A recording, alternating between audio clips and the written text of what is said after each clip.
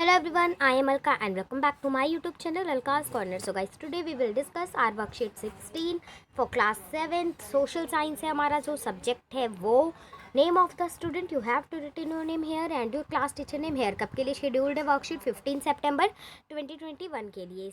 जो हमारा topic है वर्कशीट का वो क्या है, इक्वालिटी, समानता हमारी वर्कशीट का टॉपिक है। पिछली वर्कशीट का भी यही टॉपिक था, इक्वालिटी, समानता, यही वाला टॉपिक था हमारी पिछली वर्कशीट का भी, जो इस वर्कशीट का टॉपिक है। क्या टॉपिक है? इक्वालिटी।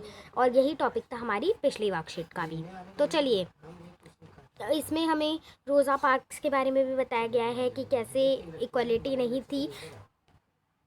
जैसे कि साउथ अफ्रीका में अपार्थीड सिस्टम था कुछ ईयर्स पहले, जिसमें काले गोरे में भेदभाव होता था कि उसका कलर जो है वो बहुत ज़्यादा साफ़ है या उसका कलर बहुत गंदा है, बहुत काला है। तो ये सारी चीज़ें हमें लगता है कि यूनाइटेड स्टेट्स लाइक अमेरिका और अफ्रीका, इसमें हमें लगता है कि इनमें कोई भी भेदभाव नहीं होता, लेकिन नहीं, यहाँ पर भी काले गोरे में बहुत ज़्यादा भेदभाव था। जो क्योंकि अमेरिका के जो लोग थे एक्चुअल में वो लोग बहुत गोरे होते थे, लेकिन जैसे कोई एग्जाम्पल दिल्ली से चला गया या फिर कोई कहीं और से चला गया, वेस्ट इंडियन वहाँ पे चला गया, तो वहाँ के अकॉर्डिंग वो उतने सुंदर नहीं होते थे, उतने गोरे नहीं होते थे, तो वहाँ पे भी भेदभाव होता था। तो रोज़ा पार्क्स के बारे में भी हम पढ़ेंगे इसमें। तो क्वेश्चन आंसर्स है जो आंसर्स के थ्रू हम पढ़ लेंगे रोज़ा पार्क्स के बारे में भी। तो चलिए सबसे पहले देख लेते हैं, यहाँ पे कुछ हमें दिया गया है, challenge of democracy, economic inequality, जैसे कि हमने पिछले वर्कशीट में पढ़ा था इकोनॉमिक स्टेटस, उसी तरीके से इकोनॉमिक इनइक्वालिटी क्या है, जैसे रिच पुअर में इनइक्वालिटी होती है कि वो रिच है, वो बहुत ज़्यादा, तो उससे फ्रेंडशिप करो, वो पुअर है तो उससे दूर रहो, वो बहुत गंदा है।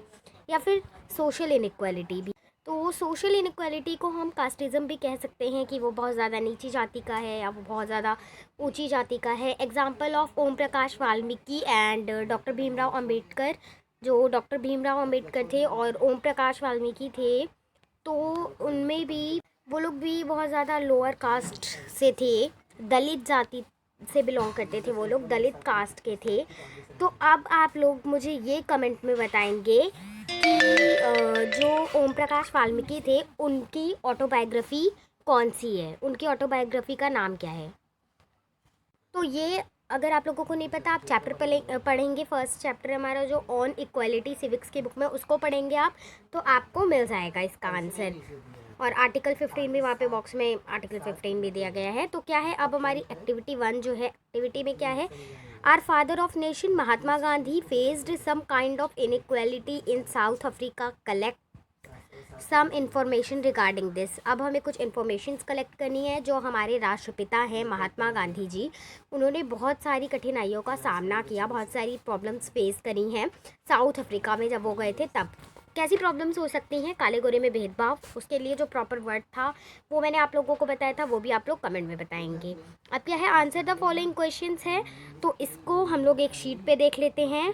सबसे पहले हम क्वेश्चंस ऐसे ही नहीं पढ़ेंगे, ऐसे शीट पे ही पढ़ लेंगे क्वेश्चंस को भी। चलिए, तो क्या है हमारा first question, suggest some ways to establish equality in our country. तो इसका आंसर क्या हो जाएगा, we should equal work opportunities to boys and girls, everyone should be everyone should be given equal opportunities to work in government sector and education।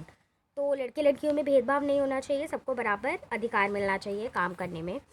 How does Indian constitution ensure equality, explain, इसको हमें explain करना है। तो to establish, आप लोग इस तरीके से लिख लेंगे, फर्स्ट कैपिटल होगा, to establish equality in the Indian constitution article 15 is given on the basis of which no state shall discriminate against a citizen on the basis of religion, descent, sex और their accession to any public. तो अब हमारा last third question क्या है, third question है हमारा, why did the civil rights movement start in USA in 1964। तो इसका क्या हो जाएगा, the civil rights movement begin in 1955 when Rosa Parks, an African woman, refused to give a bus seat to a white man.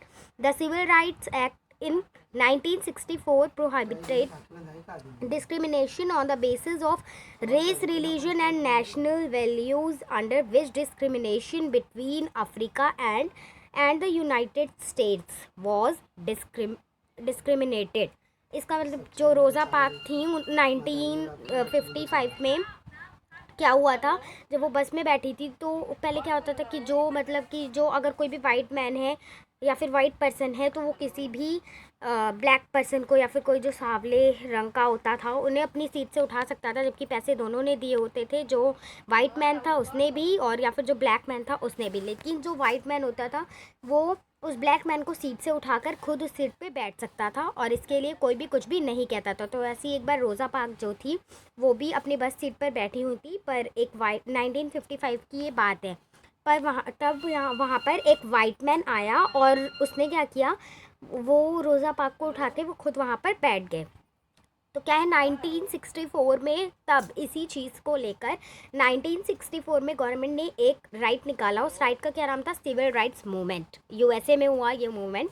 तो आपकी worksheet कैसी लगी, I hope अच्छी लगी होगी। ज़्यादा से ज़्यादा शेयर कीजिएगा, लाइक कीजिएगा, कमेंट करके ज़रूर बताइएगा कैसी लगी। Subscribe my channel.